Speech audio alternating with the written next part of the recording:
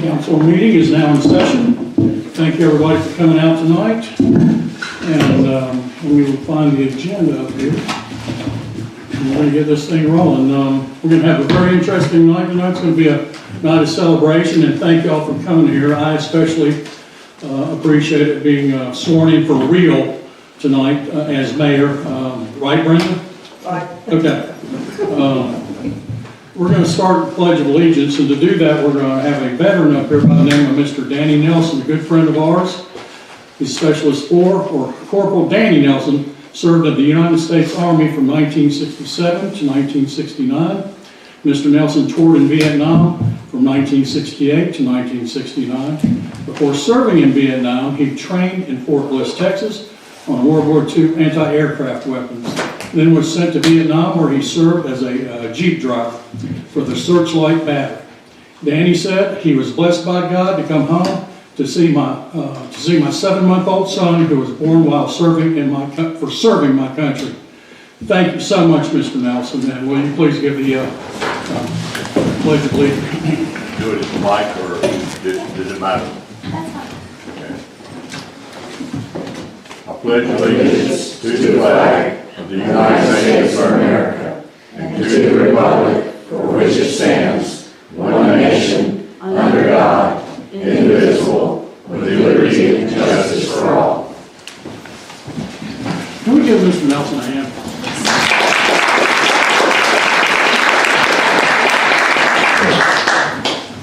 And, Ashley, are there any other veterans out there in the audience? I know of one. There's 2 more. Let's give them a hand as well. Mayor Pro Tem DeVetti is now going to give our invocation. If everyone would please bow your head. Dear Heavenly Father, thank you for this season of the year. Help us all to remember the sacrifice you made so that we may have eternal life. As we reflect on the past year and look forward to the road ahead, we thank you for leading us and guiding us to the best of our ability. Your word in James 1:25 reminds us that whoever works intently into the perfect law that gives freedom and continues in it, not forgetting what they have heard, but doing it, they will be blessed in what they do. Lord, we are blessed in what we do. As we gather here tonight, we are grateful for all those who have served, who are serving, and who will come to serve this community. I thank you for the opportunity to work for the town of Summerfield. Service does not come without sacrifice, but the blessings far outweigh the challenges. Guide us and lead us into the new year. Help us keep you at the center of our vision and our decisions. In your name we pray. Amen. Amen. We'll now introduce ourselves. I'm going to start on the far left. Ms. Rucker. Leah Rucker, Town Clerk. Jeff Bacon, Deputy Clerk. John Doggett. Heath Clay. Lynn Williams Devaney. Lee Haywood. John Hamilton. Ashley Anderson, Town Attorney. Wig Rollins, Town Manager. Janelle Robinson will not be in attendance tonight, and a while later I'm going to give her a little bit of recognition, but she will be missed, and I miss her right now, actually. So thank you, Ms. Robinson, wherever you are, for your service to the community. Adoption of the agenda. Do I hear a motion? I'd like to move that we adopt the agenda with the following changes. Add 7F, the budget amendment. Remove 8A in its entirety. Remove 9H, the SMARS contract from new business. The appointment to the subcommittee for interviewing board and committee applicants will be added as M under new business in 9. Move public information officer from 7E to N under new business in 9. And that's it. That's my motion. Is there a second? I'll second that. Is there any discussion? Hearing none, all those in favor signify by saying aye. Aye. All those opposed? The motion carries with those changes that Mr. Hamilton made. Announcements and recognitions. We'll start to the left, Mr. Doggett. Not here, Mr. Mayor. None? I do have some. Oh, you do? Yes. Let's see. I just wanted to remind everybody that the Stokesdale Christmas Parade is this coming Saturday at 2 o'clock. And it is, again, in Stokesdale. Arrive around 1 if you're part of the parade. Otherwise, line up around 1 so you can get a great seat to get some candy from all the parade entrants. On Monday, December 15th, the Finance Committee will have a meeting at 6 o'clock at Town Hall. And the next couple of dates are changes due to the Christmas holiday. Wednesday, December 17th at 6 will be the Trails and Open Space Committee at Town Hall. And Thursday, December 18th, the Summerfield Men's Coffee and Conversation will be at 9 o'clock at the Community Center. There was one more due to a change. I apologize if it wasn't in order. The History Committee will be at Town Hall on December the 18th at 6 p.m. as well. The Rural Outreach Luncheon will be at 10:30 a.m. on Thursday, December the 18th. Call Town Hall for details on that one. And the Board of Adjustment has been canceled for December. On Monday, December the 22nd, the Planning Board meeting has been canceled as well. And Town Hall will be closed for the holidays, December 24th through the 26th. And then our next Town Council meeting will be Tuesday, January the 13th, here at the Community Center at 6:30. That's all. Mr. Hamilton?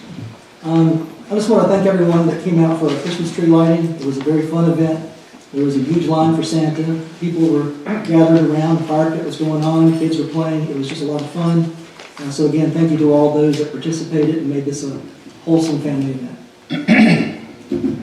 Okay, I guess I'll finish it up. I failed to mention last time at the last meeting that I did attend the Veterans Day event at Carolina Field of Honor on November 11th. It was a very well done event. It was a little bit chilly, but everybody survived, and thank God, and really appreciate the veterans in our country. I was honored to participate in the Summerfield Christmas tree lighting on November 22nd, and I'm looking forward to this Saturday. Hope y'all can come out for the Stokesdale Christmas parade. It starts at 2. I've started a blog called Haywood for Summerfield. It's Haywood, the number 4, Summerfield. It's going to be a positive outlet for me to speak about goings on in our town. I would like for it to be a forum for positive feedback, and thank you in advance for participating. I will let anybody join, and as soon as there's a negative comment, you will be blocked. So this is going to be a positive forum for Summerfield. It's long overdue and very much needed. That's Haywood for Summerfield, and it's up and running right now. And that's my announcement. And we'll go to public comments.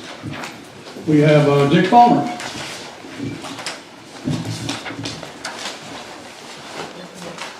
Thank you, Mr. Mayor and Council. I want to speak about the Laughlin School and the budget amendments.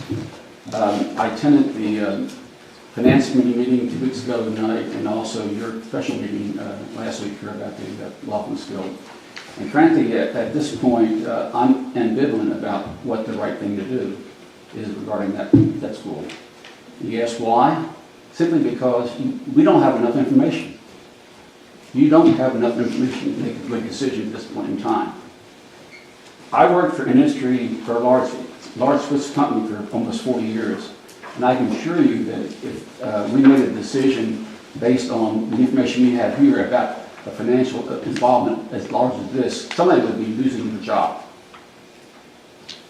Okay?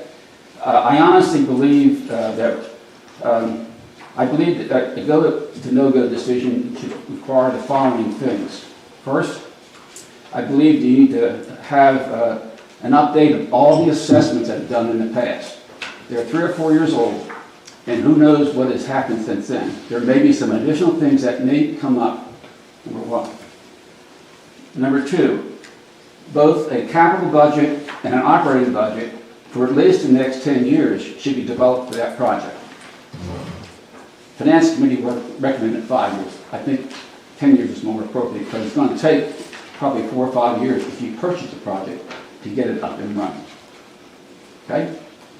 I think an accurate projection on how many employees it's going to take to run that facility the way we want it run is important. I think it's a pipe dream to think one person is all you need. I think it's going to take, personally think it's going to take more than that. Okay. I'm sure that Mr. Coleman and the Davenport Group are very good financial advisors. Based on what they said here on last week, I have a lot of confidence they would really give us the type of advice that we would need to make a decision on how to finance the project if we choose to go forward. But at this point, I think it would be a mistake to hire them. I think to do that, you're putting the plow in front of the horse. You don't know whether you're going to be able to buy it yet, whether it's something that we want to invest in, that it has the qualities and things that we can do. I think the time to do that after you get all the information you need. Okay, $110,000. Do you realize that is that's 10% of our total property tax we get for 1 year? If you look at the additional $300,000 you're adding for budget, for finance, for legal purposes, we're spending almost 50% of our property tax on legal fees and on these special things. So my property taxes were increased 80% last year. Thank you, Mr. Palmer. Can I just, I only got about 10 seconds more. 10 seconds, hurry up. Okay. 80% this year, 120% over the last 4 years. And it's disappointing to me as a citizen that we cannot balance our budget without going into our reserves. Thank you, Mr. Palmer. Thank you. Next we have Ms. Gelden.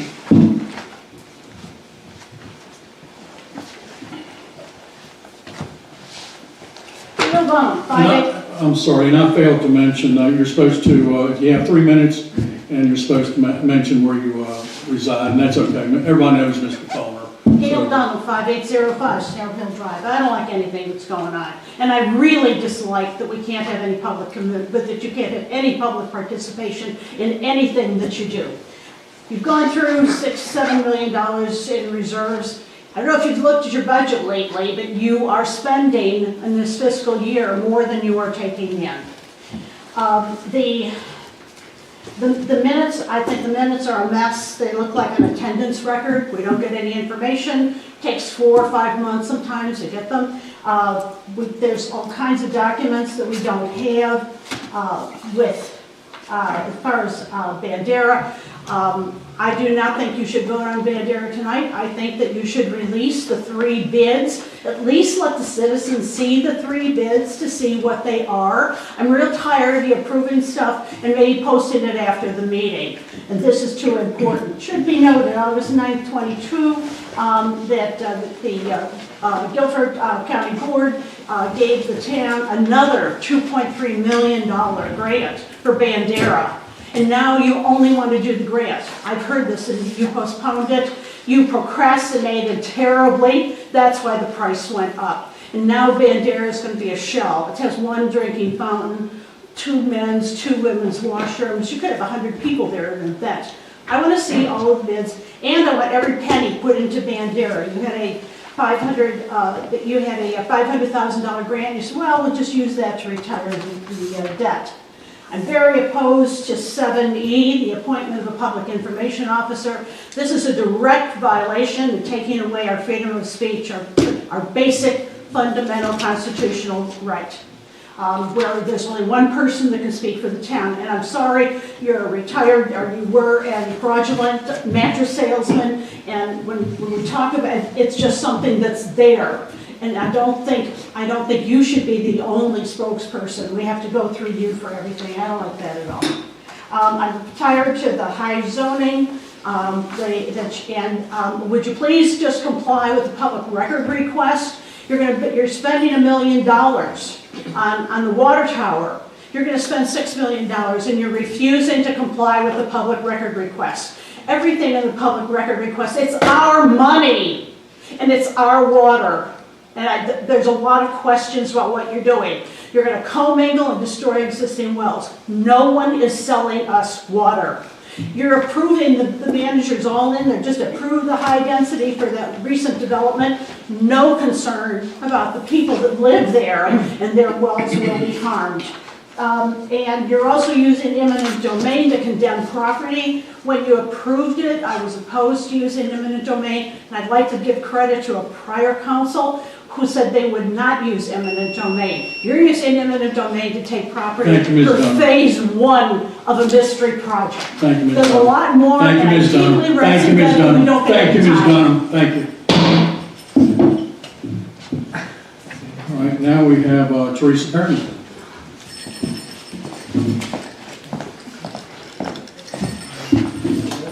Teresa Perryman, 7401 Green Lawn Drive. Maybe if you give us back our 5 minutes, you wouldn't have to be gaveling. However, the first thing I want to talk to is about Laughlin.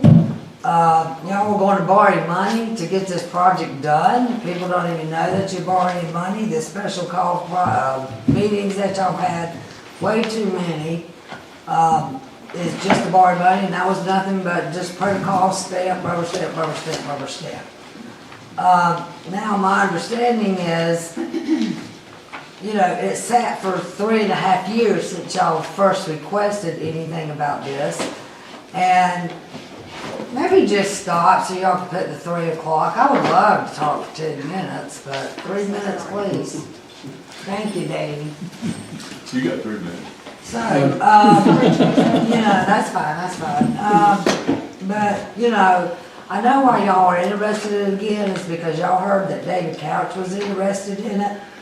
Yes, David Couch is interested in it because he wants to put in an outlet for his Greensboro project over there. So y'all wanna hurry up and borrow money because we don't have any money. Y'all wanna borrow the money to buy this just so y'all can keep it from David Couch from buying it. But y'all don't realize y'all are not letting him have his outlet to get to 220. And so because of that, it's just gonna push more traffic on Pleasant Ridge and 150 and back these 2 roads up to where it won't be long. Y'all are gonna be having to double those lanes coming out. It's a ridiculous idea. David Couch would not tear down Laughlin. It's just ridiculous how y'all wanna spend our money. The agenda is way too long for a December meeting, especially on election year. And let's go back to the 5 cents that y'all started charging back in June at the budget. A lot of people don't know this, but General Statute 136-42.2 states, in order to receive federal funding, you have to charge your citizens 5 cents. Wonder where the 5 cents came from. I believe that's what we went up to. You more than almost doubled our taxes, and I'm still not sure y'all didn't violate the charter on that. Y'all need to read the charter and see what it says about doubling taxes. And I think, actually, that will be all, thank you. I went in 3 minutes. Thank you, Ms. Perryman. Hope you get the feeling better. It's just laryngitis. Is anybody else? Going once, twice, anybody else? Okay, that's it. Thank you for the speakers coming out tonight. We appreciate your input. There's no public hearing scheduled tonight, so we'll go to administrative and board committee reports. I guess we'll start at emergency services report. The Summerfield Fire District reported the following for November 2025: fire-related calls 28, EMS-related calls 73, other calls 40, for a total of 141 calls. They installed 5 child safety seats. The Griffin County Sheriff's Department reported the following for November 2025: total calls of 219, calls resulting in case reports are 18. On 11/2, deputies took a report of a commercial break-in and entering of a business in the 4200 block of Hamburg Mill Road. The case remains under investigation. And on 11/30, deputies took 2 reports of residential break-in and entering that occurred over the Thanksgiving weekend in both the 7,000 block of Blacksmith Court and the 7,600 block of Graylands Drive. Both cases remain under investigation. That is all. Now we have financial reports.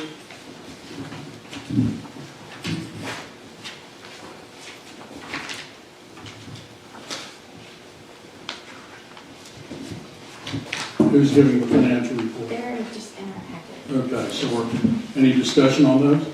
No, sir. Okay. Any other board or committee reports? They're in the packet, no discussion.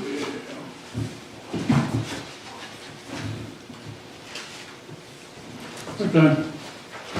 And we will move on to the consent agenda. All those in favor of the consent, approving the items on the consent agenda with the modifications that Mr. Hamilton made, removing 7E and adding 7F. Is that right, Mr. Hamilton? Leaving 7E, And adding 7F, yes. signify, I'll make, you want to make a motion to approve consent agenda, Ms. Devaney? yes, please. I'll make the motion that we approve the consent agenda as written with the exceptions of striking 7E and adding 7F. 7E will be moved to new business.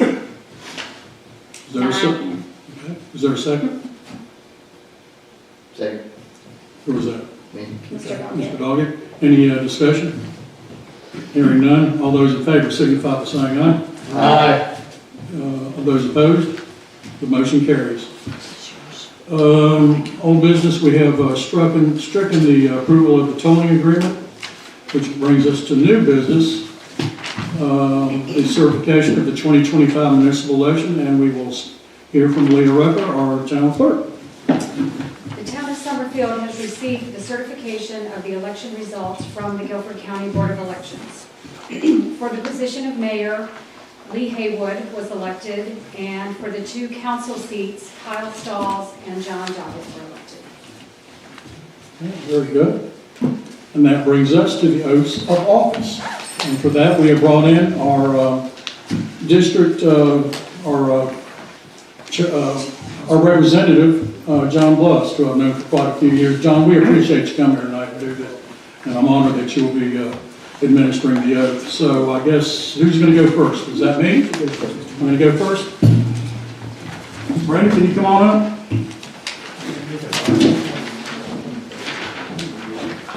If you'd like. I think she's got it.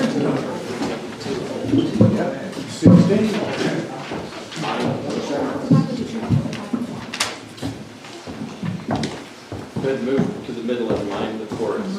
Can this be an official meeting without Don when you help me with them? I was going to say, really. You picked it on. Hey, you know you're supposed to break that up and not do it all at once. But I understand. I state your name. I state your name. I, Lee Haywood, Do solemnly and sincerely swear do solemnly and sincerely swear that I will support the Constitution and laws of the United States, that I will support the Constitution and laws of the United States, that I will be faithful and bear true allegiance to the state of North Carolina, that I will be faithful and bear true allegiance to the state of North Carolina, and to the constitutional powers and authorities which are or may be established for the government all thereof, right, you're going to have to write that up, all right, and to the constitutional powers and authorities to the constitutional powers and authority which are or may be established for the government which thereof, are or may be established to the government thereof, that I will endeavor to support, maintain, and defend the Constitution, that I will, say that again, that I will endeavor to support, maintain, and defend the that Constitution I will endeavor to support, maintain, and defend the Constitution of the United States and the laws of said and state, the laws of said state,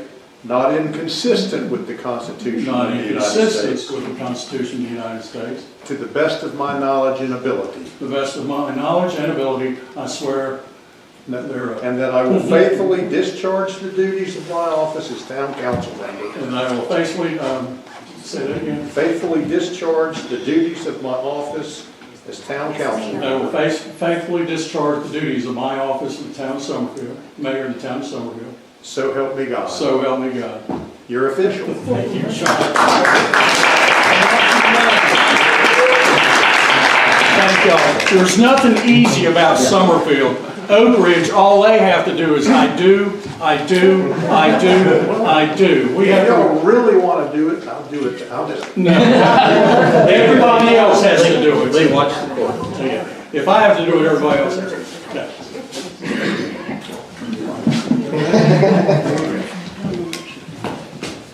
Next. Yep.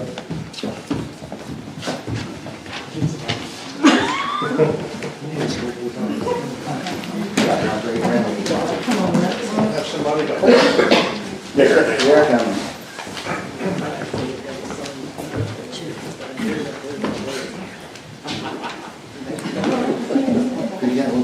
I didn't anticipate this, so I didn't get to put the words down. I'd put them down, I didn't anticipate it.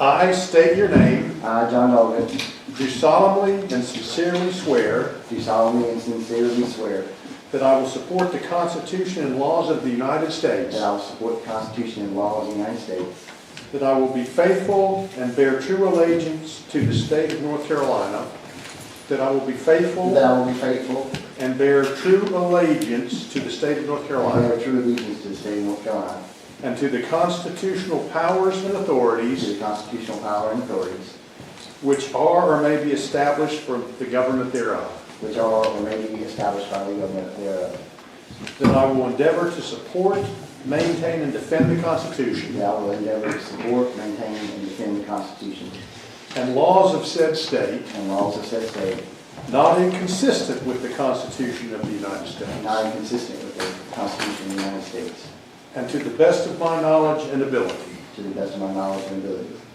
and that I will faithfully discharge the duties of my office that I will faithfully discharge the duties of my office as town council member, as town council member, so help me God. so help me God. That's it. You're there. You're official.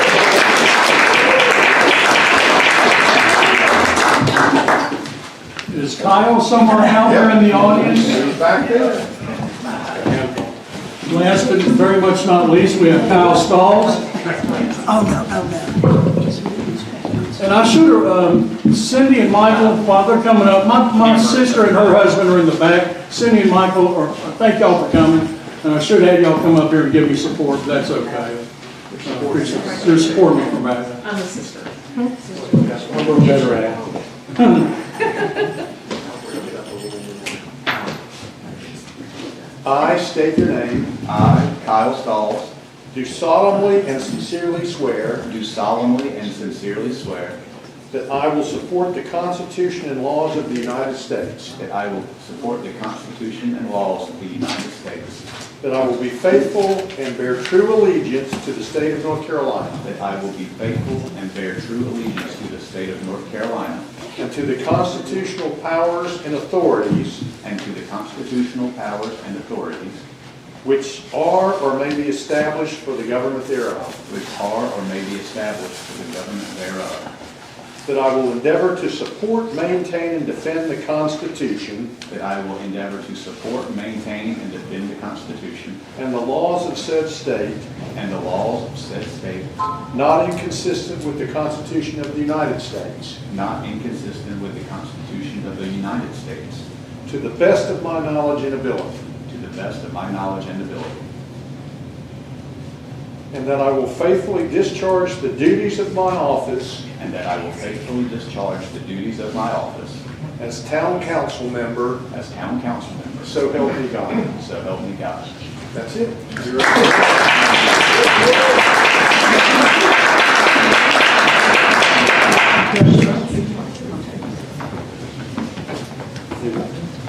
Mr. Stalls, once you, Councilman Stalls, once you put that baby down, you got a place to sit up.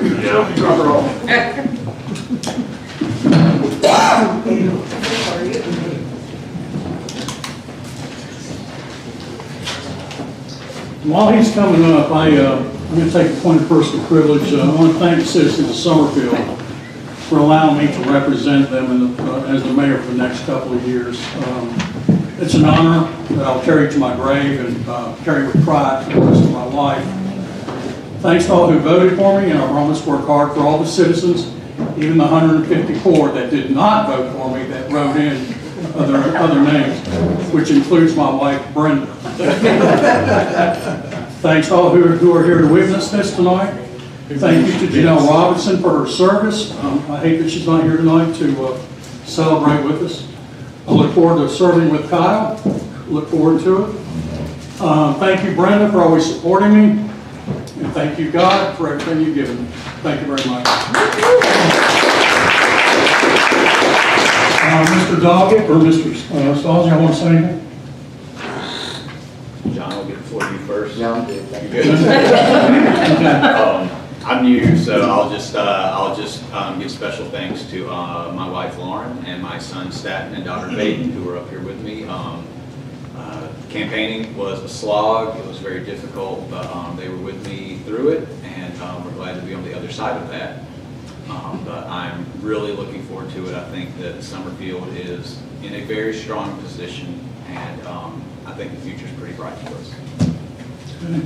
With that, we're going to go into a 30-minute recess for public reception, and it's going to be a hard stop. So after 30 minutes, we're going to re-adjourn. So with that being said, tonight I'll entertain a motion for adjournment for 30 minutes. Mr. Mayor, may I make a motion to adjourn for a brief recess for a reception for new council for 30 minutes? Is there a second? I'll second that. Okay, very good. Is there any adjournment, we don't need discussion. So with that being said, we are adjourned. Recess. All those in favor? Aye. All those opposed? Okay, we're adjourned.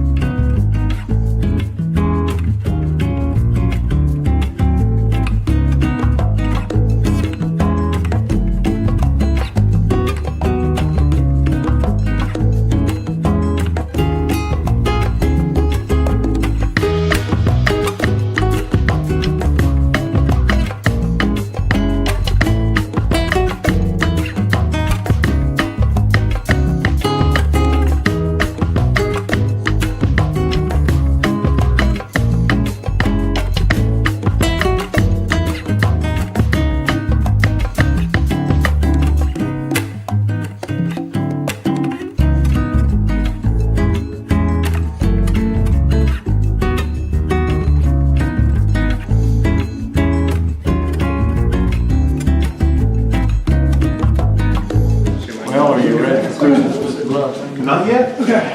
I'll be in. Tell me what to do. Cooperative extension. Hang out, Lou. Hang out. Okay. I want to do a good signature. Today's the, ninth.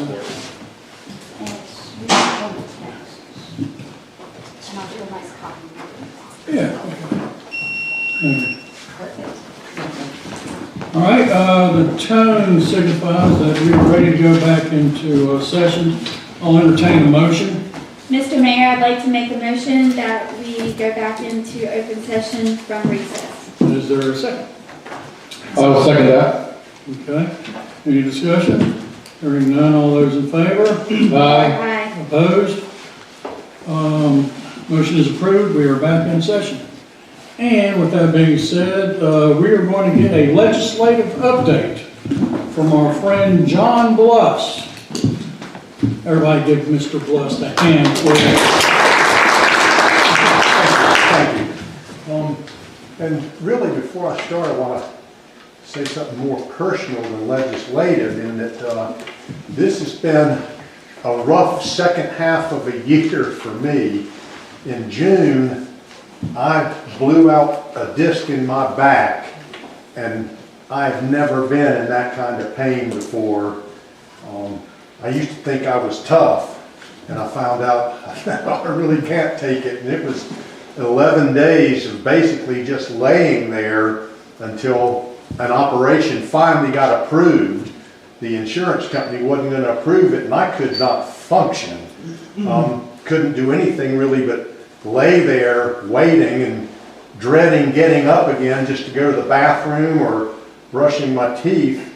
But as I lay there, I did remember something I once heard motivational expert Zig Ziglar say.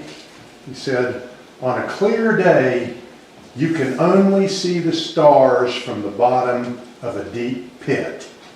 And sometimes, just when things around you look the darkest, that's when God might be about to show you some of the most amazing revelations. And I think the real revelation was finding out really just how small I am. Because I could do nothing. And that how much that what we have is simply what we've been blessed with. And I've been blessed with excellent health all my life, and suddenly things I thought I had, ability, accomplishment, just was gone. And I realized everything I have is really, it can be gone in an instant, and you just have what you're blessed with. And I do think I've been blessed to get to represent people, get to represent this area. Great people, great town. Think the same of Oak Ridge and Stokesdale and other places in the district. It's a big honor, and I hope I can have wisdom to represent them well. And as far as a legislative update, and a lot of people I don't think understand this. They think we're more like Congress, although Congress gets more time off than they're there. But we're a temporary body, and we basically got out of session in early July. A few times we've gone back for something. So everything's really is on hold right now until we just finish the long session, where most of the things that happen, that's when it's got to happen. The short session that will come up in May and June is usually smaller things and a smaller universe of what can be considered. And any local bills to be eligible in the short session have to have unanimous support from the local delegation. So that would be hard to do some of the things that I might want to do. Where we are, big update, is the budget. We don't have a final budget yet. Now, we're not like the federal government where everything's got to stop. Most things carry over automatically, but big changes on it, like teacher raises, state employee raises, that kind of thing are on hold until we get a budget, and I've got some theories as to why. And the hardest thing about being a House member, and I think all 120 House members, including the Democrats, would say the most difficult thing of being in the House is dealing with the Senate. They're a completely different body, and it's hard to get them to want to consider things that they don't want. And right now, they don't want the House budget because we have in law, and I wasn't there when this happened, they put triggers for future tax cuts based on if we have so much revenue as a state, that cut automatically goes into effect. And the House, we've already been told we're going to have tight budgets in 27 and 28, and we don't want these automatic cuts to go in until we see what kind of revenue we're going to need. That just seems prudent to me. If you know your expenses are going up, you don't cut your income until you know you can afford it. But the Senate, for some reason, is dug in. I worry that it's got something to do with, hey, the answer to all this is going to be casinos and marijuana and other things. That's just what I suspect. But I think the House position is right, that if we get to those years and we can cut taxes, we can vote for it. When the Republicans first took control in 2011, after a century or two, we cut taxes, but we just cut them. We didn't have some mechanism, and nothing will stop us from going ahead but we want to do the prudent thing. The other thing that's hung up is the Medicaid rebasement. That's a complex term, but again, we're told the Senate, we've passed 3 times in the House, the Senate won't take it up unless we make a side deal and do certain things they want to do. It's sort of like the government shutdown at the federal level. Demands are made, we're not going to vote for the funding until you guys give in on this other thing. So that's where we are, and I fear it won't be resolved until after the primary that's coming up. Things that you might be interested, I know some of you have asked me about House Bill 801. I'm told that's not going anywhere, but that's not official. You've seen things probably in your time following that something's resurrected and suddenly that day it's on the calendar when you've been told that's not going to be taken up at all. But I don't think it's going anywhere, and I do suspect, having heard that the tax rate went up to 5 cents, I think that's something that's a requirement in the law, that if you want to be a town, somebody's come up with the term paper towns, and I've tried to convince my caucus, and that's just the House Republican caucus. There's also the Democrat House and the Senate Democrats, and there's really 4 different entities down there.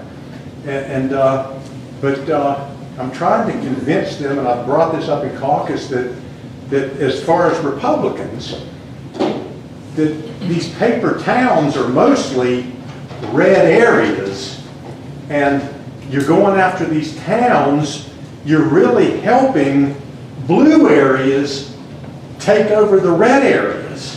And the red areas tend to vote for us, and the blue areas tend to vote for the other side. And why should you hurt your voters that support you to help the blue side? It just doesn't make much sense to me. But I think our caucus has woken up to that. Now, House Bill 801 already passed the House, so it's over in the Senate. I'm trying to think of anything else that's up that you might be interested in. Sales tax. We've now gotten a little bit of sales tax for Stokesdale, but in the course of pushing that bill, I got a printout, the data for all the towns, including not in this district, but Pleasant Garden, Gibsonville, and I think they'd all be interested in knowing that under this under the, I forget what you call it now, there's a per capita and there's ad valorem. There's two ways of doing it. A slight majority of the counties in the state are per capita, meaning the towns get the tax rate in proportion to their population, instead of in proportion to their total taxes that they're charging. This is a cudgel that's been used to make towns increase taxes. And if we were per capita instead of ad valorem in Guilford, every one of these towns is being shortchanged, even the ones charging a tax, pretty substantially. And I'm thinking maybe we can look at having Guilford, it's been left up to commissioners, maybe we can look at having Guilford go to per capita, which would mean more money to the smaller towns, and maybe even Greensboro itself. But that's something I'm starting to think about maybe we should do. I know the county probably would not like that because they fight for every cent they can get. You've probably found that out before, but it really makes no sense that we're trying to, it's not the legislature's job to try to make towns and cities have higher taxes. And it seems like maybe we can get some consistency there, but that would all be for 2027. Something else I'm worried about, and you all may have heard some of the rumblings, is this revaluation that we had this year. And unless tax rates are dropped, when you do your next budget, and Greensboro and the county do their next budget, there is going to be a whopping property tax increase. And that's something I get a lot of in this district especially, is how much property taxes have gone up and how burdensome they are. And I got my statement for August for my mortgage, and August was when they had paid out of my escrow the county and city taxes. And so I just divided by 12 the total taxes they had paid, and I myself am paying $350 a month to the county for the privilege of living in the house that I own. And at what point are you paying so much that you're not really the owner of that property?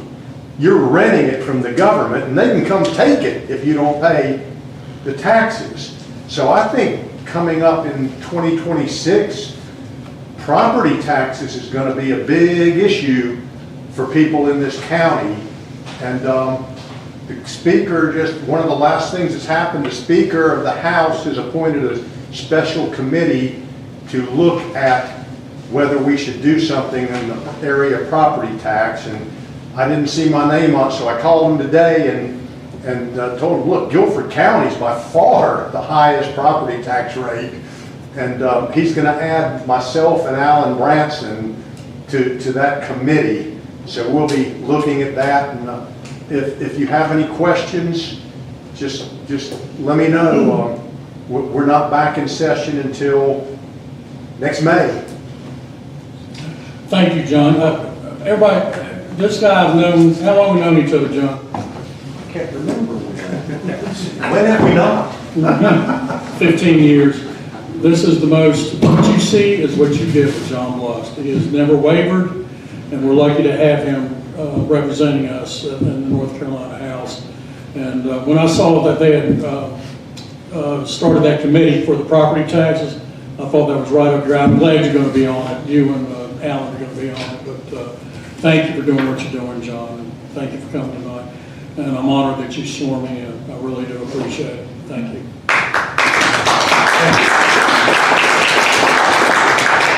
Up next, the election of Mayor Pro Tempore, and I will now accept nominations for that position. I nominate Linda Beanie. Any other nominations? Or is there a second for Linda Vane? I'll second that. That was Heath Clay. Are there any other nominations? Hearing none, I'll close the nomination process. All those in favor of Linda Vane becoming the next, or continuing as Mayor Pro Tem, please signify by saying aye. Aye. All those opposed? Congratulations. Well, that was easy, wasn't it? All right, now I don't know anything about this next one, appointment of check signers. What's that about? Who is that? That's someone authorized to come by to sign checks. Okay, how does that start? So actually, I believe you and Mr. Vinnie now Okay. are authorized as the mayor, Mayor Pro Tem. So we would need to nominate one more We person. nominate a third person. Okay. So in our absence, they can come back and sign checks. Okay, I'll let you nominate. Okay, were you, I think, Mr. Hamilton was. Well, Oh, are you going to nominate? I was going to Okay, all right, nominate, very good. nominate and move that Kyle Stalls be appointed to the check signers. Okay. Okay, is there a second to that? I'll second. Is there any other nomination? Well, this is an appointment. All right, so all those in favor of Kyle Stahl being appointed as a check signer signify by saying aye. Aye. Opposed? Congratulations. Thanks, sir. You're starting off right. All right, next is the appointment of Piedmont Triad Regional Council Representative. Is there a nomination for that? I nominate Heath Clay, and I move that we appoint him. I'll second. Very good. Any other nominations? Hearing none, all those in favor of Heath Clay being appointed to Piedmont Triad Regional Council, signify by saying aye. Aye. Opposed? Congratulations, Mr. Clay. Adoption of the town schedule for calendar year 2026.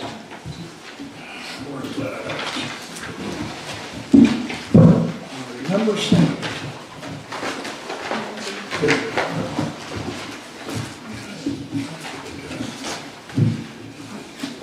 All right, is there any discussion on this? I mean,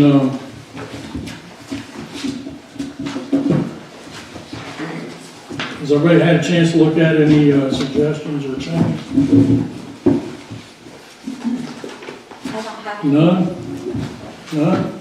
Mr. Mayor, the only thing I'd point out is, Mr. Manager, I believe February 20th, there is a training that the mayor and I will have to attend that day. Today, we have this on here for volunteer luncheon. So Yes, sir. February 19th and 20th. Just, I didn't know, maybe for the mayor not to be able to be there, I didn't know, I was just going to point that out to him. We would need to move that volunteer luncheon style. And we can make a change, a proposed change to that volunteer luncheon. That will allow, that's the essentials for local government officials. And that's in town, isn't it? Yes, sir, the 19th and 20th, the three of us will be there.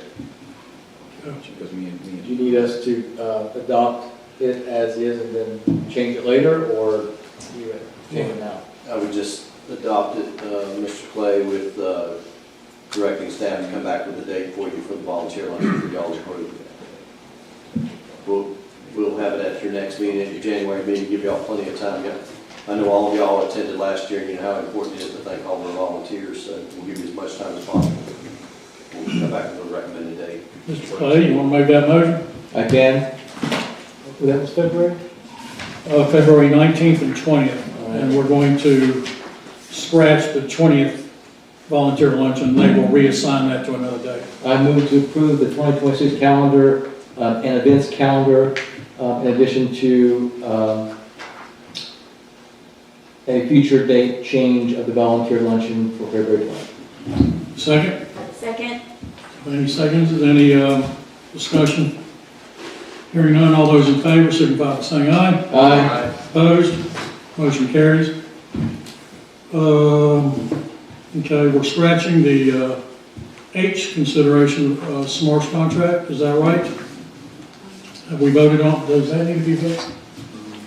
That was their scratch. That was a scratch. yes. Okay. Well, I mean, we don't have to vote on it being scratched. Everybody agrees with that, right? Yeah, we voted on it. Okay. Consideration of the Bandera bid, and that's, Mr. Snyder. Thank you, Mr. Mayor. So, you will be, staff opened sealed bids for Bandera Farms Construction on November 20th, 2025. After posting the bid solicitation to EBP, which is the state government procurement portal, as well as the town website and in the Greensboro News and Record for state and local procurement law and policy. On November 20th, the bids staff received were read aloud. After conducting a thorough review of the bids, the following was the lowest qualified bidder based on the solicitation, which staff is recommending council accept and agree to enter into contract for construction. The lowest qualified bidder was listed as Bar Construction with a base amount of $2,794,000 plus a $484,000 contingency for excavation if ordered by Pond. The additional qualifying bids that were received were by Ace Avant Concrete Construction at $3.178 million for base plus $186,800 contingency. And then Muter Construction came in at $6,085,000 for base, $2,600 for contingency. In your packets, you have the qualified bid spreadsheet, the bid forms for the 3 qualified bidders, and staff has also included a CX4 bathroom pricing sheet for a potential second bathroom because the bids did come in under. So that's something for you to consider in the future. And staff is recommending approval of Bar Construction for the contract. Any questions for Mr. Snyder? Any time?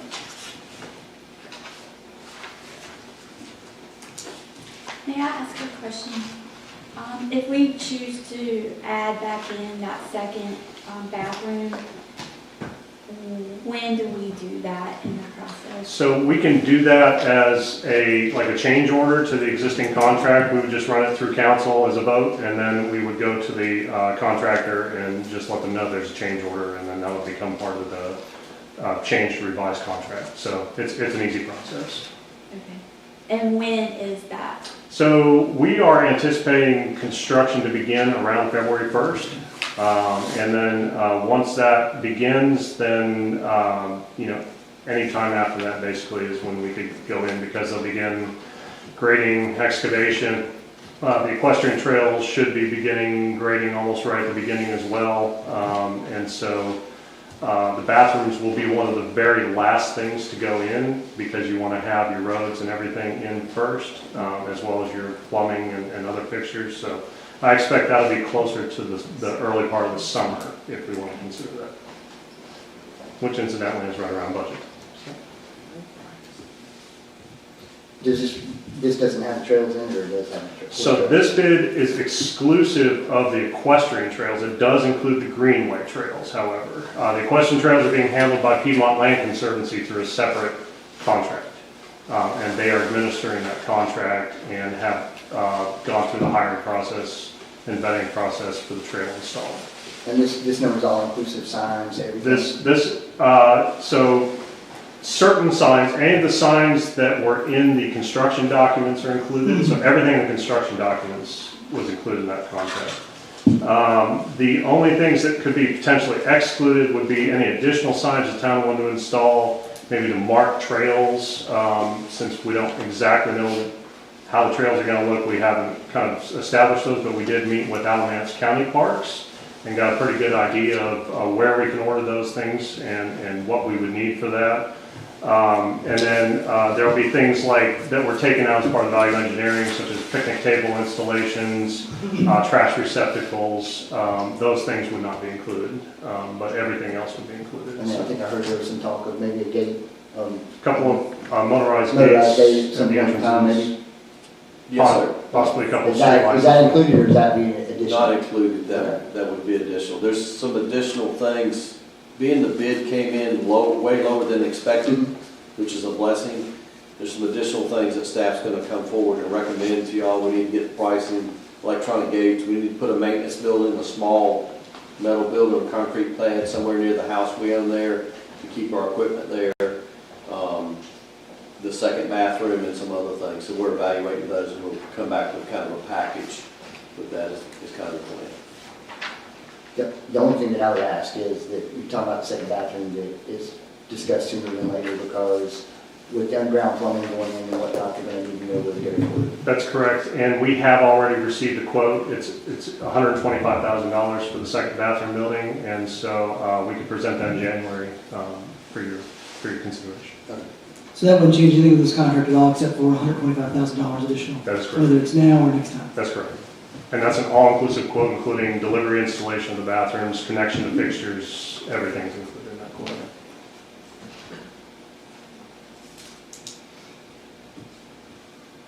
Any other questions? When did you say the construction, We anticipate February 1st. February 1st.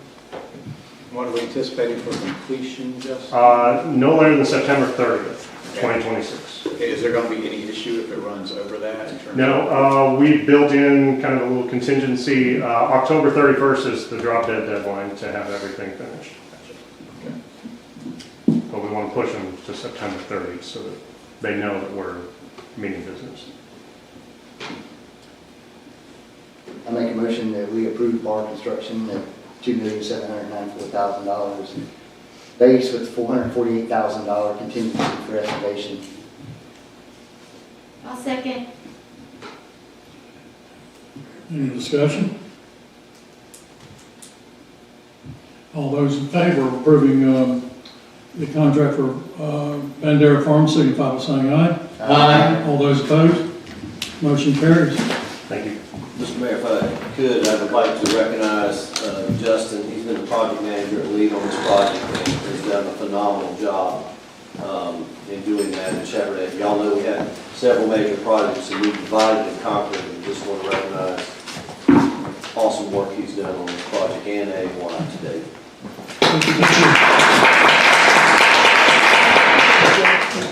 I've never heard a bad word about the guy, really. Mr. Mayor, Very high marks. Yes. Mr. Mayor, we need to come back around on, I think, the budget. If we moved that from 7 to 9? Well, let's see, Is we that went right? from, give me 1 second, we went The budget amendment? No, they were 7 down. I thought they were 7 down. Yeah, I think that was part of the agenda. I think it's Okay. agenda. that was, So that was approved. it was. Thank you. All right, so now we're going to consideration of financial advisor, Mr. Rollins. Yes, sir, Mr. Mayor. So, in your packet there, you have the engagement letter for 2 firms for Davenport and Associates, which y'all had an educational session last week on, and from Sands Anderson, which was also in attendance. If y'all decide to vote to move forward with Laughlin School, if you decide in the purchase to finance it, I'm requesting that you go ahead and authorize to sign these letters of engagement. So if you move forward, we'll already have these vendors in place and we can start work on that with the holidays and stuff. That is the recommendation of staff.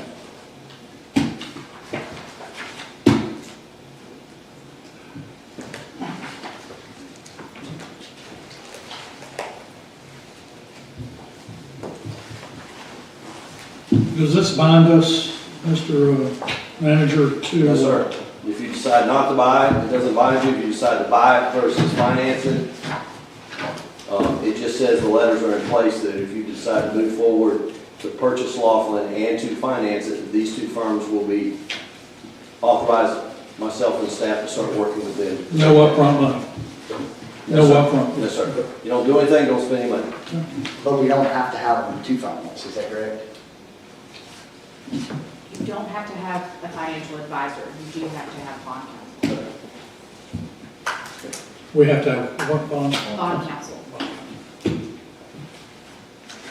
It's just like a real estate closing on your house. You gotta have a lawyer close to buy and close, but you don't have to have a financial advisor until you have the money to do it. And of course, this is a very large deal, a large amount of money, and so the idea is the financial advisor, you have a financial advisor to help guide on such a large issue, right? Yes, sir. Bond counsel, aren't you a bond counsel? Yes. And if I remember our last meeting, it was brought up, Mr. Manager, that having a financial advisor would definitely help support our financial officer who's new to the role and would guide us in this endeavor. That is correct. And also, just as a reminder, the finance committee, we met the week before y'all met, and they unanimously voted, recommended the council use, if they do this transaction, use the financial advisor. A local government one, not your typical Edward Jones kind of guy. They're on a personal level. It's sort of like the difference in commercial real estate and regular real estate. There's a defining difference. But she still could do it without a financial advisor. Because I know that By the law, yes, sir. I know there's towns around here that have done it without a financial That is correct. She does not have the experience, nor I. That's another reason for consideration of using the financial advisor. Mr. Doggett, I apologize, I didn't know you. Mr. Doggett, who's done that? I think our creatures done it. For what kind of question? I don't remember right off the top of the head, but I know that they've done it for, it may have been for the Redmond House, but I don't quote me on that. I mean, that might be right. I was just trying to figure out if it was to the magnitude this one was. I mean, I think with everything going on, I'm just hesitant to do things without an expert helping to guide, particularly with this amount of money. Mr. Manager, may I ask a question, please? And I might be way out in front of where we are right now, but if we were to hire this council and then we come up with what we needed for the Laughlin project, I know we have several other projects that we're working on. At that same time that we're borrowing money, would it be advantageous to figure out, is there anywhere else we could borrow money at a lower rate and make more, keeping our fund balance intact? Or like a second project or a third project? Can you do that at the same time? We can package a loan with several different initiatives in one. It would require y'all to move fast and decide what you would want in the package. And the reason I say move fast, and it's unfortunate about this, but the Board of Education is holding our feet to the fire to get this done. Right. As we've had individual discussions about that. But it is a possibility for that to happen. Another question that I posed on the call with Davenport Associates and the town attorney was on there and our finance officer. Right now, if we were to take a portion of our fund balance and lock it in the CDs, we can get over 4% for anywhere from 3 to 5 years. And so they think, Davenport Associates, based on our creditworthiness and looking at us at Snapshot, we will get a loan at 4% or less. So basically, we would be borrowing money for 3 to 5 years, no cost. Because we're making money on our money and we're borrowing at the same rate. So that's a possibility. And they said, absolutely. But we would need to move to tie up those funds in our fund balance or a portion of it to do that. So say we took $2 million and we put it in a CD for 5 years and we got a 4%, and we borrowed 4%, for 5 years that money's not costing us anything. If that makes sense to folks. But it ties it up for 5 years. That $2 million. Well, I mean, we could still get it out, but there would be a penalty just like any other CD. And that's one of the reasons I'm advocating for the financial advisor. One is we don't have the staff experience for this type of project, but also they have these innovative ways to help us make money. And y'all saw from the list of all the counties and towns, I mean, there was almost 100 or more they've helped in the state. I mean, they know what they're doing, and they take care of Guilford County and Greensboro, and that says a lot. Mr. Doggett, with that in mind, and I'm just trying to get a feel because I want to make sure I make the right decision too. With what he said in mind, what you've heard so far, it sounds like you might be leaning against it. Mm-hmm. Would you give us some reasons why? I'm concerned about the cost. I mean, we just did a budget amendment, taking money out of the fund balance to cover our operating costs. We didn't have we to make our budget balance this year, we already borrowed money out of the fund balance to make it work. It just seems like we keep taking and taking and taking, and I think that this would, if we pass like a reimbursement resolution, if we got the term right, that gives Jim time to work through this to where we could either finance it or we could pay for it outright. And it would save us over $100,000. The problem with that is, if I could add to that, is we just don't have the time. We have an offer out there that we either have to accept or decline. And the Board of Education is expecting us to move forward quite quickly. So I don't getting Jim up to speed in a few weeks on something this huge, I don't think is a fair assessment for her. But if I heard the financial guy correctly, he couldn't make the deadline. We were going to have to put the money up front from the fund balance anyhow and do the reimbursement resolution. Do you want me to speak to this? Yeah, absolutely. So, I think it is still possible. First, just for some context, y'all have an offer out on Laughlin that has been accepted. Y'all have not signed a purchase agreement yet. So the closing timeline has not been set. So depending on what that is, you may be in a situation where you're not able to get financing as quickly. We don't know that will necessarily be the case. Could you pay cash for it? And could you issue a reimbursement resolution, pay cash for it, and then reimburse yourself later for financing? If that is the question, the answer is yes. Do you have another question for me before I stop talking about that? If I heard you correctly. Yes. There's a possibility we've got to do that anyways. No matter which direction, we would have to do the reimbursement resolution. So, your financial advisors Davenport talked about this a little bit. Paul, who is another bond counsel at my firm, I think he touched on this a little bit. You'll be advised to do a reimbursement resolution regardless, which will give you the ability to recoup expenditures after that date and some for a back-looking window. And those expenditures could be anything related to the project.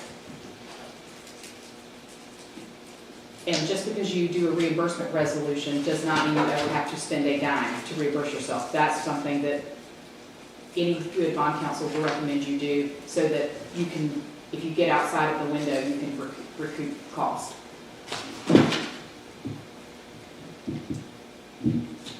So Mr. Doggett, you think we could do it without any missteps? Because again, with this amount of money, and from what I understood, the goal was to decrease the amount of interest that we're paying out by offsetting it. And when one of my kids' teeth pulled, I go to the dentist. I don't do it myself. It's like the same thing with a lawyer.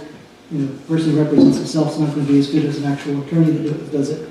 I'm just worried that if we try to do all this ourselves, a misstep would carry with it a huge cost that would be greater than the amount that we're paying them. You don't think that would happen? I've got faith in the people that Twitter has hired. I've got faith in him too, but he's telling me himself, and he has said himself that this is a large thing that there's not a lot of experience with the staff for. So we have our own manager telling us that he recommends that we have this assistance help his staff. That's why I'm a little bit nervous about it. I have a lot of faith in our staff for sure, but when people come to me about things, I definitely direct them in different areas to different people when it's an area I'm not too familiar with.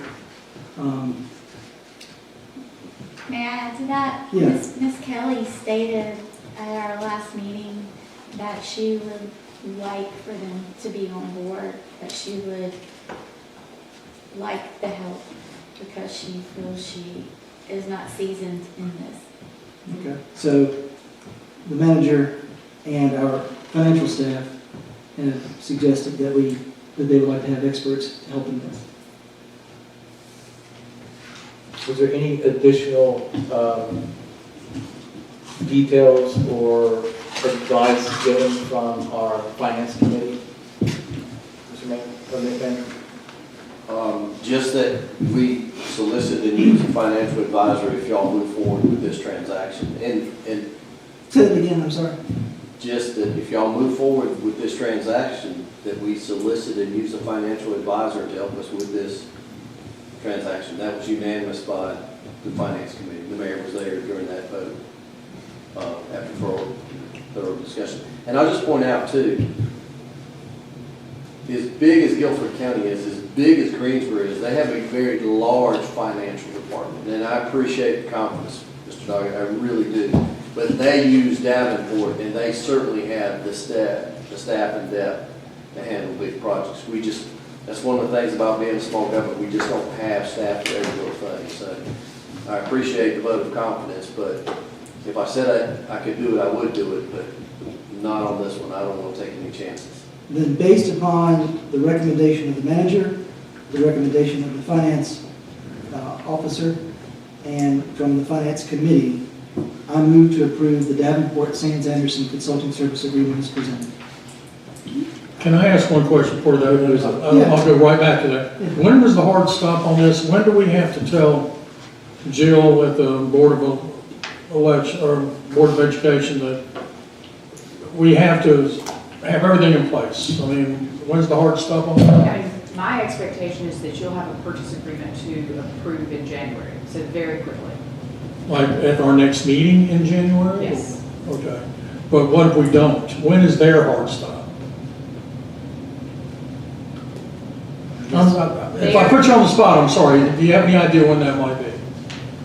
No, they have given us some flexibility to see how you want to adjust your closing timeline based on whether or not you're going to pay cash for it or finance it. Obviously, paying cash for it and you have that in your reserves is something you could do fairly quickly. There is a timeline to financing of about at least 3 months, depending on the local government schedule, filling out an application and things like that. And as long as they see that happen, they're okay with it. You had told I us. can't speak for the Board of Education or any contract terms that we've negotiated in closed session. And I know you've told us this before. Thank you for reminding me. Thank you. Okay. Mr. Mayor, I second the motion on the table. Is there any discussion? Just to walk through this one more time for a vote. What we are currently voting on is we are empowering our town staff to use Davenport if this transaction moves forward. We are not entering into a financial obligation with Davenport. You're authorizing me to use that. You're authorizing. If you all decide to move forward, once we have the contract offer signed by the Board of Education, you approve that, then, and you say we want to finance it, that will trigger me to start the money spending, if you will. And that money will start spending, one, if we elect not to purchase it outright, if we elect to finance in lieu of that, and also if we elect prior to that, if we choose to purchase it, period. If we decide to spend cash, no money spent, Right. other than the transaction. There will be some transaction fees with the attorney. And if we decide simply not to buy it, then no money spent. That's correct. Okay, so what we're looking at is if we do finance it, we're looking at financing $2.2 million. If we don't use Davenport, we're looking at a $2.2 million purchase without any support from them, or if you factor in the cost of using Davenport, a $2.3 million expenditure using them to get us there with their guidance. And I will say, Mr. Rollins and typically errs on the side of confidence. He's more than willing to tell you if he's confident in his ability to do something or not. So if he's saying that we need assistance, that counts for a lot. And I can also tell you, based on a brief conversation with Ms. Kelly, she would feel much more comfortable having Davenport on board. She expressed that to me really clearly. Okay, but I just wanted to clear that up, that we're not voting on a financial obligation. Was there anything you said that you wanted to speak about? Because I felt. Oh, I just wanted to make a clarification that on your motion, that it's two different agreements, one with Davenport and one with Sands Anderson. You can Bond approve, council one. yes, you can approve both or one or the other. But I think the motion needs to be clear whether you're approving Want to amend your motion, Mr. Sands Hamilton? Sands Anderson would be the bond counsel, Davenport is the financial advisor, and my motion include both. Is that okay on your second? Yeah, I second that. Any discussion? I have one question. Okay. Just out of curiosity, from the finance committee, when they were discussing things, did they have a feel for a combination of cash and financing, a percentage either way? They wanted, if we started to move forward, they wanted a 5-year projection of operating and capital expenses the best we could on that as a staff, to bring back to them to help advise y'all as a council. But they did not make any definitive decision on whether half and half and half and half. I know I shared earlier, just a reminder, if we're going to get it, I am an advocate for financing it, because I think the way to get this project to where the vision that I've been hearing is that there's going to be a lot of grants and foundations that want to help with this project. And when you're in the grant world, which I do have a lot of experience, there's a lot of matches. Some of those are in kind by just us doing the work, and some of them are pure out cash matches. And sometimes you can match grant to grant, but we need to have that mobility to be able to leverage dollars. And if we take a lot out of our fund balance, that may hamper us from getting grant funds later on. Did that answer your question, Madam Mayor Pro Tem? Yes, sir. The way I remember it, it was discussed, but they were pretty much, I think they were unanimous, suggesting or that we go with the financial advisors. So, but it was discussed. I was just curious. Sure, if yeah. They had a percentage like a 80-20 or. I don't think it was 80-20, it was sort of like a half and half kind of thing, but yeah. All right, thank you. All right, any more discussion? All those in favor of Mr. Hamilton's motion signify by saying aye. Aye. All those opposed? Aye. Okay, with Mr. Doggett opposing, the motion passes. Next is consideration of public services contract. Mr. Rollins. Yes, sir, Mr. Mayor. So one thing I did have confidence in is that we could get trash service for less money. And we did an RFP for trash services. We had 4 responding companies to respond. We had a scoring committee that met that day, which was the finance officer. I asked Councilman Clay and Councilman Hamilton to help with the scoring. We disqualified one of the bidders because they did not submit the information that was requested in the bid, but the other 3 were qualified. The lowest bidder was our current provider, which is Republic Services. We did check references at the time the scoring committee did, and they unanimously recommended for me to recommend to y'all that we use Republic Services. Republic Services, our current rate right now every quarter is, and that's in this year, there's going to be a CPI, would have been a CPI index in January, but currently it's $71.39 a quarter. That's for 1 can every week, regular trash, and recycling every other week. Second cans cost more, but that's what most people have is that. The bid came in at $65.25.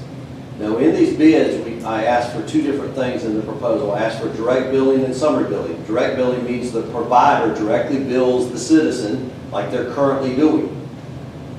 And summary billing means that they bill us and we bill the citizens. So summary billing is what they came in at $65.25, and that is the contract that I'm recommending that you all approve to start effective January 1. We'll talk about rates after you accept the contractor, but that is the bid that came in, and they were the lowest bidder. We did check references, and it's a really good smooth transition because we have the same company we've got now. Mr. Manager, what was the bid for them doing the complete service, which includes the administration of billing themselves? $69.75. So That's still lower than what our citizens currently paying today? Yes, sir, that is correct. So it's a win-win for the citizens, because they're gonna be paying less for their trash than they currently are paying. Unless they want to pay more. Yes, sir.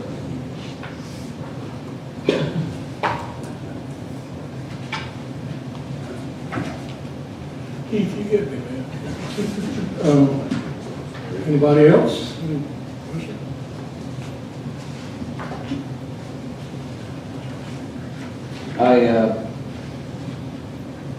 Mr. Mayor, I'd like to make a motion Yes, sir. that we move to approve the Republic Service contract as presented. Is there a second? Yeah, I'll second it. Is there any discussion? Is this approving 6825? No, sir, that's the next item on y'all's agenda, is we'll talk about rates. This is just approving that we will use Republic Services for the next 3 years with an option of 2 years after that.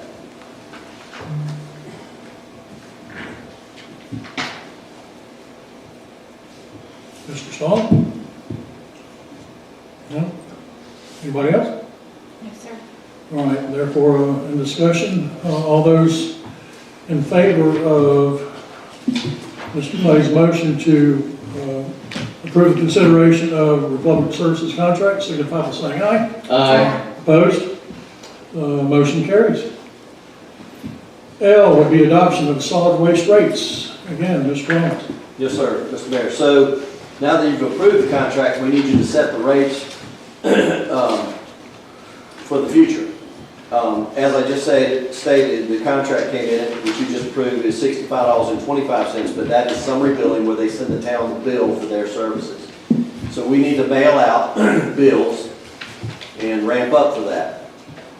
It is my recommendation that you set the rate at $68.25. That's $3 more than what they're actually charging us in the contract, obviously. Now, what does that cover? That covers anticipating mailing every citizen we have that has an account, which is about 4,000 accounts, a letter every quarter with postage, with envelopes, with printing, with that. Also, it builds just a little bit of contingency for the following 3 things. Number 1 is we don't know if the U.S. Postal Service is going to rate postage rates. And I don't want to come back to y'all mid-year and say, hey, we need to go up on the trash bills because the Postal Service come up. Number 2 is built in the contract is a CPI index, which we've been getting every year from Republic and is standard in the trash industry. I had it in my last town, I was town manager. Every December they send you a thing and say, hey, trash bills are going up X. That CPI index over the last 10 years has averaged 3%. And the last thing is there's contingency in there for anybody that doesn't pay their bills. Now, currently, we're using Republic, so we have really good track records for that. We have less than 0.5% of people that don't pay their bills. So that would cover those people that doesn't pay their bills. We still have to pay Republic Services. You'll notice also in the rate sheet that there is late fees built in of $2.50 a week, and we're only going to let them go 45 days before we pick up their can. It is my suspicion that most people in Summerfield are not going to want to drive to take their trash off to a distance. A lot of people don't even want to take it to the end of the driveway. So I don't think we're going to have many delinquent accounts, but in the case we do, we do. You have the prerogative in the future to lower this rate if things go better, but that is my recommendation is $68.25. Now that is a paper bill. As an incentive, we're recommending we drop that $1 a quarter to $67.25 if people sign up for electronic billing, paperless billing, so they would get an electronic bill every quarter. So the way the system works, when we hit print in the billing software to print out the paper copies, those that have an email with us, have signed up, they will automatically get their bill. On top of that, in the rates is there's the yearly rate, I think it's $268. They could pay a year at a time, they would still get the quarterly discount, they would still get, the bill would show 0, they would still get an electronic newsletter. We had talked about putting a newsletter in there. The raise in the billing rates, I want to make this clear, does not pay for the newsletter. Okay? We're not charging people for trash to send the newsletter, I want to make that clear. But they would get it in the same envelope. We're just we're leveraging our opportunity with the same envelope to put a newsletter in there quarterly. Questions about the rates?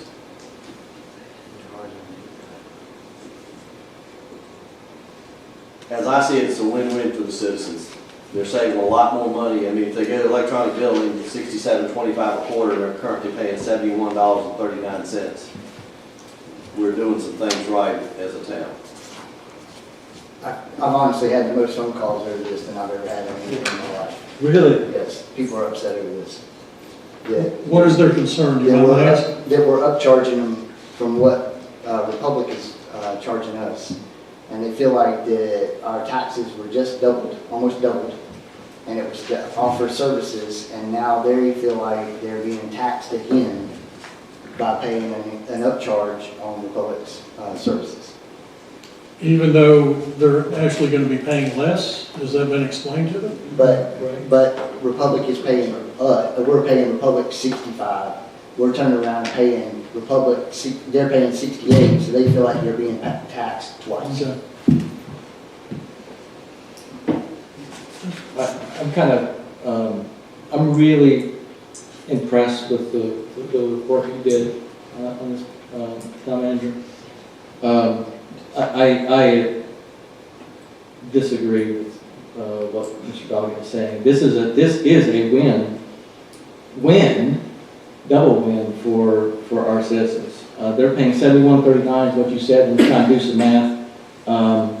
If, in what you said earlier, at $69.75, that's with them doing the complete service and admin billing, at $69.75, that's a $1.64 reduction. That's close to a 2.5% reduction regardless, if we just approve the contract without us doing any type of summary billing. So that's a automatic decline. We're also doing another decline if we do $68.25.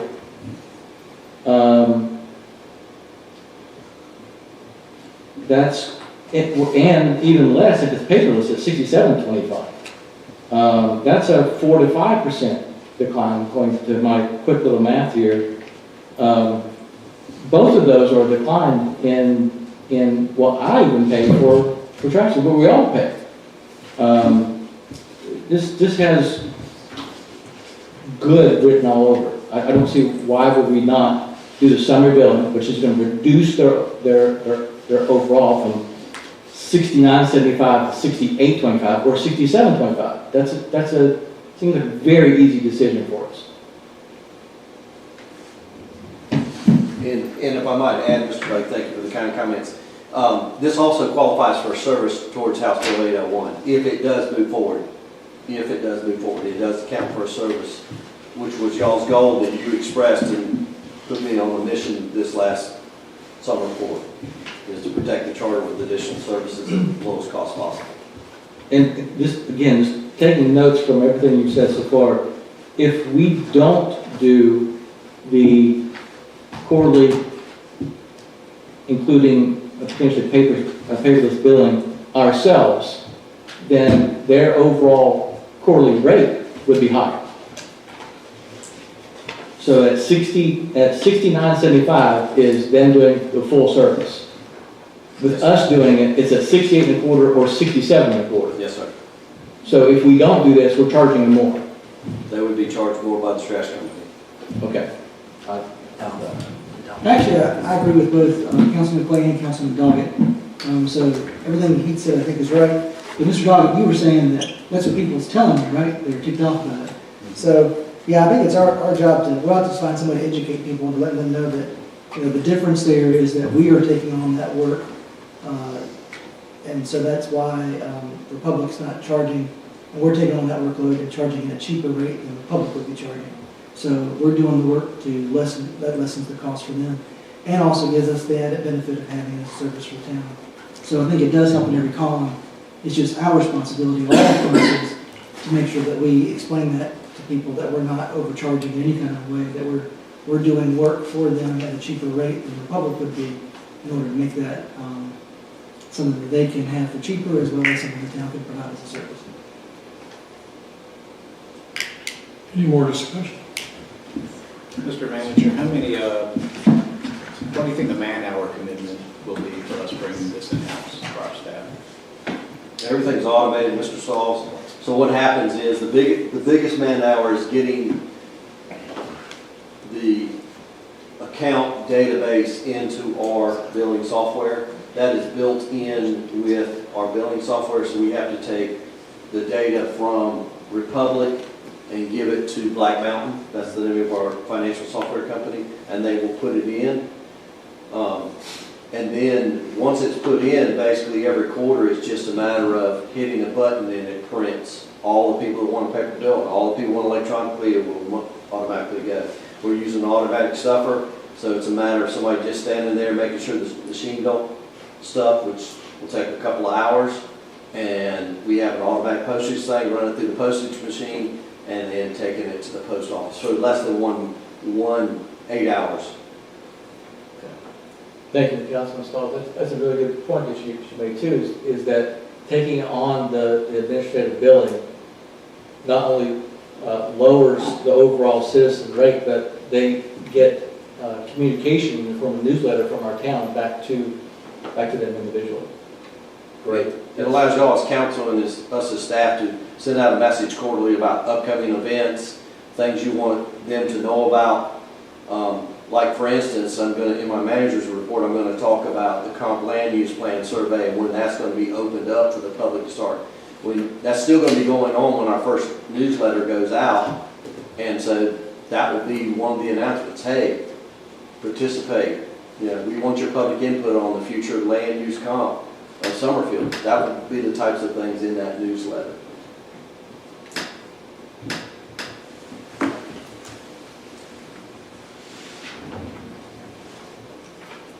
Any more? Entertain a motion. Mr. Mayor, I'll make a motion to move to approve the solid waste rates as presented. Is there a second? I'll second. Any further discussion? All those in favor of adoption of solid waste rates, signify by saying aye. Aye. Against? Aye. Motion carries. All right. What was that? Is that Energy Committee? What was that? That's the appointment of the interview committee. Energy, okay. All right. Who is carrying that? Is that you, Evan? What's that? Who's carrying that? You? Well, let's just request to have somebody nominated to be on the appointment of interview. Okay, all right. Well, who is it? Who's making it? I would like Is that to, you? Okay. yeah, I'd like to make a motion, Mr. Mayor, to appoint Councilman Hamilton to the appointing committee. I'll second. Discussion? Hearing none, all those in favor signify by saying aye. Aye. Opposed? Congratulations, Mr. Hamilton. N would be a public information officer. Who is going to carry that forward? I guess that's, hang on, let me find it here. It was originally 7 weeks.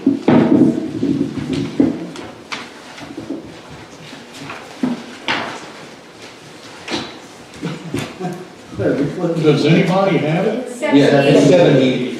It's 70, okay. All right. And that is council direction and direction. Approve the public information officer addendum to the social media policy as seen below.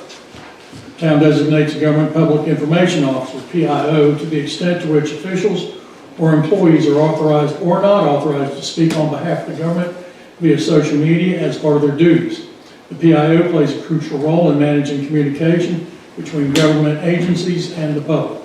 The town council delegates the town manager as the PIO with the authority to exercise such information sharing and public liaison authorities as may be necessary to carry out assigned functional responsibilities.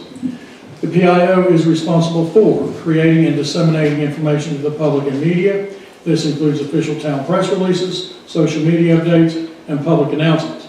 Coordinates with the town council and various agencies to deliver consistent messaging to ensure that public information is accessible to all individuals. Monitoring, tracking, and ensuring compliance with the town's website and social media platforms. It is their responsibility to post accurate content on the town's website and social media accounts, and as an administrator, they control access to the accounts, maintain security and appropriate transfer as warranted. The PIO and authorized delegates coordinate a comprehensive effort to inform the public, including goals, plans, activities, and announcements through approved media outlets. Delegates to the PIO must complete training before being granted access and posting on the town's website and social media accounts. Providing timely and accurate information assures public safety and awareness. Error or inaccuracy in official communication should be directed to the PIO. And I guess at this point, we need a nomination to the person. Well, this is Oh, not. this will be, This is not nominated. This is just a discussion. discussion, okay. Just to make sure I understand it too, this is an addendum to the social media policy, so that's regarding the town's social media accounts. So this is just talking about discussing who can or cannot in relation to the town's social media accounts. But as far as us individually, there's nothing stopping any of us from giving official press releases from councilmen, from mayor, and so forth. This is just regarding the social media accounts that the town holds. Is that right?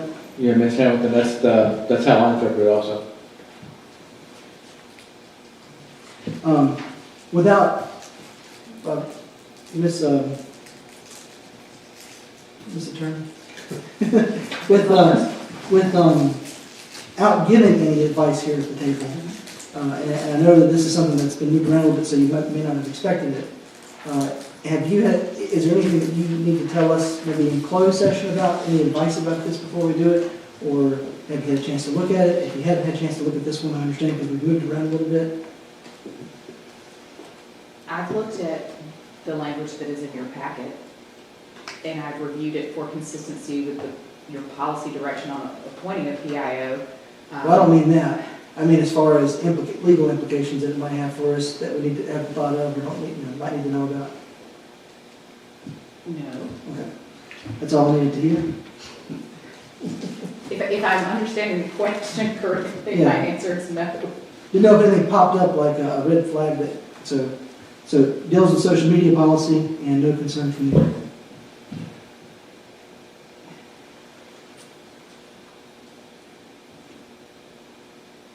Anything else? Do you want to go up and down?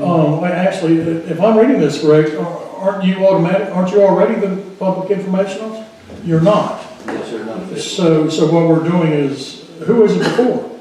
We don't have one. We don't have one. Okay. Shows how much I know. All right. And Mr. Mayor, if I could just a little history on that. One of the reasons you look to do the manager is y'all control the manager. So you can control a lot of the narrative, and that's why one of y'all came forward with this to make the manager the PIO. You can't make an employee that because the employees work for me under our form of government. So you're making the manager the PIO to direct messaging based on y'all's consensus of the board on any issue in the future. Hasn't this come up in the past too? Yes, sir. Topic? Several times since I've been here in. That's what I thought. 14 Even when months. you first got here, that was a topic of, sure, we're just getting around to closing it out. And it's my understanding historically, there's always been sort of a question about who has access to the social media accounts, and there's been a little bit of discussion about that over the course of the last several years. So let's say the mayor wants to put out a press release. There's nothing that stops you from putting out a press release as far as the town website, though, without having, I mean, it has to be him that would put it on the town The website. town website, Yeah. correct. Yeah. And it makes sense that it would be the town manager because town council members come and go, mayors come and go. And generally, managers stay around a little I longer. like the way you said that. Well, I've been around a while, but that's usually the case. And the safeguard in this is that you are an employee, you serve at the discretion of the council. So if we don't like what you're putting out there, we can always, okay.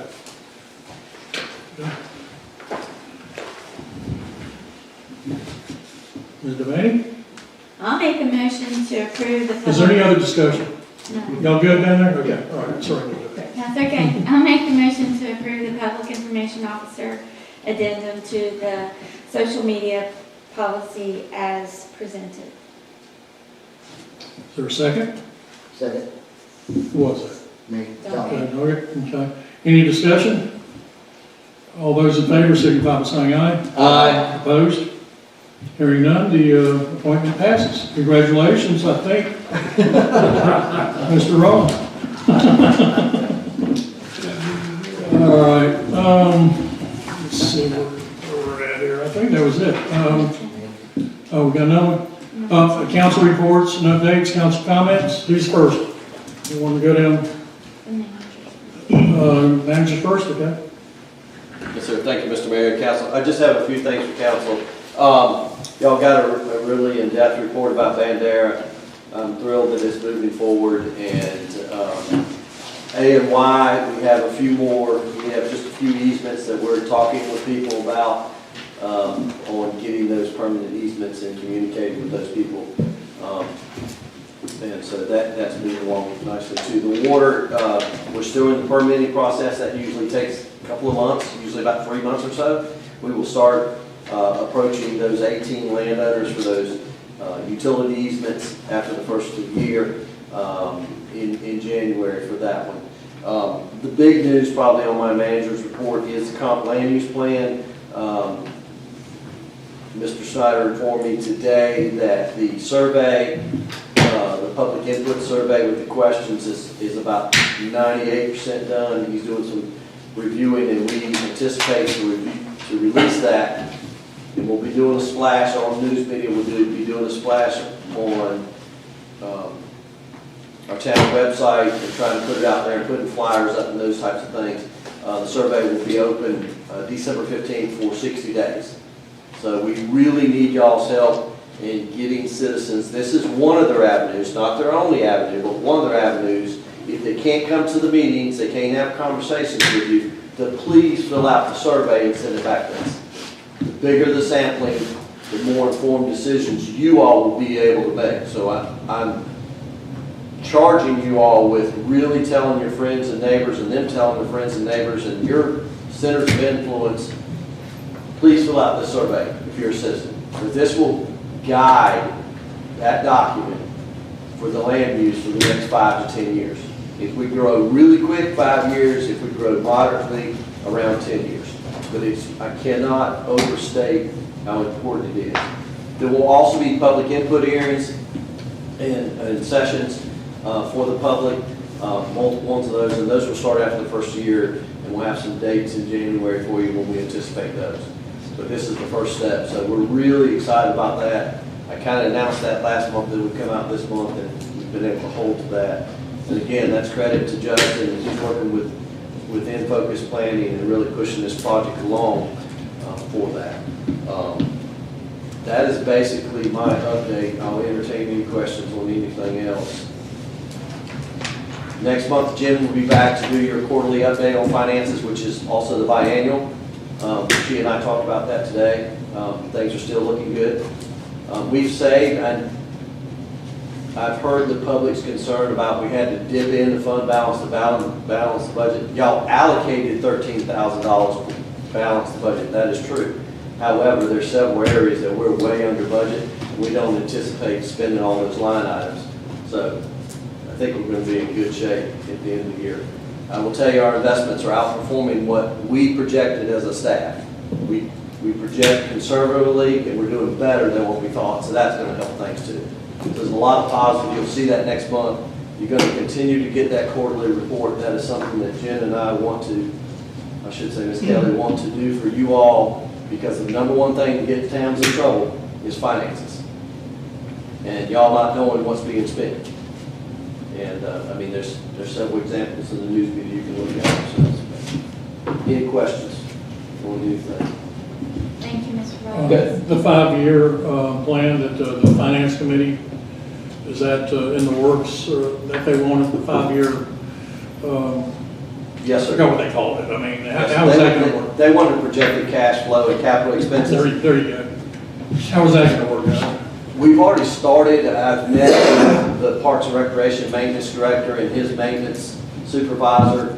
Actually, we have a meeting tomorrow. I think senior staff and senior staff, when I refer to that, is Justin and Jen and myself are going to meet with Gooch and Jeff Bumpkin and start talking about expenses on that. We've already started talking about if we do Laughlin, what kind of equipment we're going to need, how much time we're going to be able to be there. But be quite honest, until we get in the building and really get to look at it in depth, we don't know.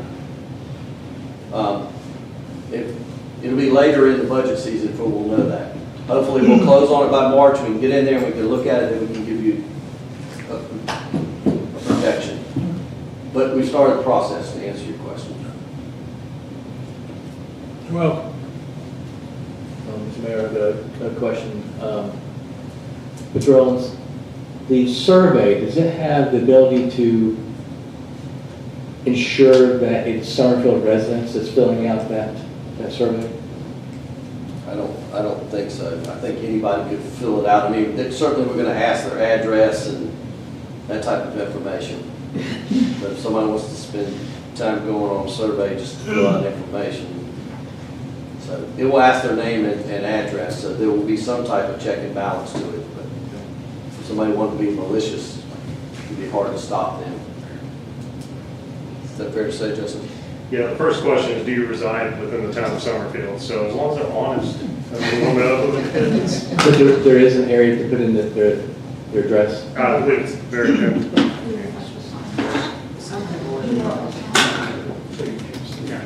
That's it. Anybody else? Thank you, Mr. Manager. I do have. Oh, okay, more. Yep. Sorry. Just so council is aware, Mr. Owens, you have been attending the TAC MPO committee and representing the town over the past several months? Last year, yes, sir. Last year, okay, good. It's about every other month. In fact, I just got the invites for the next year. They're usually on Monday afternoons. Okay. This one, and anything that comes out of those, you're letting us know in your Absolutely. weekly updates? Yes, sir. As y'all's representative, anything that staff goes to, we feel is pertinent, you need to know, we're going to communicate that to you. Just like I would have been going to the Piedmont Triad Regional Council of Governments, meeting with Councilman Robinson when she was on the council, and if she couldn't go, then if there was anything relevant, we would share it with you. Yeah. Thank you for doing that. That's part of our job, is to represent y'all and bring back the information. Mr. Doggett? Thank you, Mr. Manager. Mr. Stalls? Ms. Anderson, do you have anything? Okay. Mr. Stahl? Mr. Hamilton? Well, as far as comments go, I'll say that this was Councilwoman Robinson, and I'm going to say she was a very authentic person. I'm really going to miss her. Just wanted to make sure I said that before this was over. You know, we've got a council that's been sworn in today, both Mr. Stalls and Mr. Doggett. Mr. Stalls, I think you've got a great background, so I'm really looking forward to working with you. Mr. Doggett, you know, we've been at odds on a lot of things. Hopefully we can find some common ground over the next year and work on communication and get some ideas together on these things. You know, 2023 when I came in, man, it was hot. It was a really hard thing, and I think Mr. Clay, he was new with me too. 2024, there was no let up. I mean, it was pedal to the metal. It was as hard as could be. I think much worse than we had imagined. It was a real challenge. 25, I mean, I think it was the same thing this year. It rolled into the year. It was a hard year. But starting this new year, this is the last meeting of the year. I mean, I really do. I think things are looking a lot better. I'm excited. I think we're going to have a very, very cordial council, honestly, over the next year, and I'm excited about that. So I just want to say I'm happy that we're all here and happy that we're moving forward. Mr. Vane? Ditto. Mr. Flagg? I'm good. Looking forward to our strategic planning coming up, our other budget retreat. We got a lot of some amazing awesome thing, like a lot of projects to get to completion. We got a comp plan, land use plan, a lot of opportunity for the community and citizens to provide their input and feedback. I'm just really looking forward to this upcoming year. Mr. Doggett? I'm gonna do like Glenn did. I just want to say, again, that I appreciate the opportunity to be y'all's mayor. I appreciate your patience with me getting this thing going. I know I mangled the agenda, so far, I don't think I've done a error-free agenda yet, but that's on the horizon. Hang in there with me. It's going to happen. Every time somebody somebody says, "Why did you run for mayor?" Those people are crazy out there in Summerfield. You told me you're crazy too. Yeah, pretty much. I said, yeah. The next thing that comes out of their mouth is, we're looking to buy a house up there. Yeah. The very next thing that comes out of their mouth is that we're looking to buy a house up there. We're scrimping, saving, just like me and Brenda did. They're scrimping and saving to come move out here. And I said, that's why I'm doing it. There's great people. We might disagree, sometimes very heatedly. Going along with Mr. Hamilton's comment, I'm going to try my best to bring, civility to the council during our meetings. There will be civility during our meetings. There will be. And that's at least the very least I can do. And but I'm looking forward to the next 2 years. And thank you again for coming out tonight. I hope everybody has before I say that, I want to thank Ms. Kim Phillips in the back there. She's a representative for Trevick. And she stuck through the meeting so far. We're going into closed session here, so I don't know if you'll be out when we come out, but thank you for coming out and sticking with us so far. And with that being said, I wish everybody a Merry Christmas, and I'm looking forward to a very calm, prosperous New Year. So thank y'all for coming out, and that's my comments. I will entertain a motion to go into closed session. Mr. Mayor, I'll make a motion to go into closed session to consult with an attorney and to preserve the attorney-client privilege and/or discuss real property acquisition and employment contracts and/or discuss personnel matters. Is there a second? I'll second that. Any, I guess, discussion? Hearing none, all those in favor? Aye. Opposed? This meeting is briefly adjourned. We're going into closed session.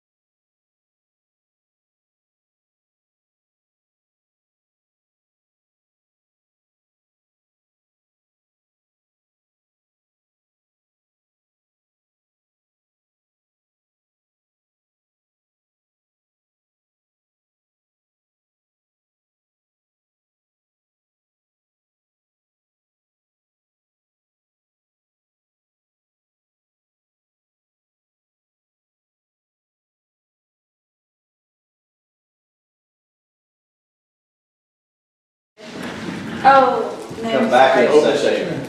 I'll make a motion to come back into session. And I certify that everything, that we talked about everything, that was on the, I'm looking at the wrong thing, it's instead of wrong word. In closed session, consult with an attorney, discuss real property, discuss personnel matters. I second that. That would be Keith. Yes, sir. Okay. Is there any discussion? All those in favor of coming back into session, signify by saying aye. Aye. Opposed? We are now back in session. Make a motion to adjourn. Mr. Doggett has made a motion that we adjourn. Is there a second? Second. All those in favor signify by saying aye. Aye. All those opposed? We are now adjourned. Who did the second? Jonathan. Oh. Thank you. What? Did you please vote?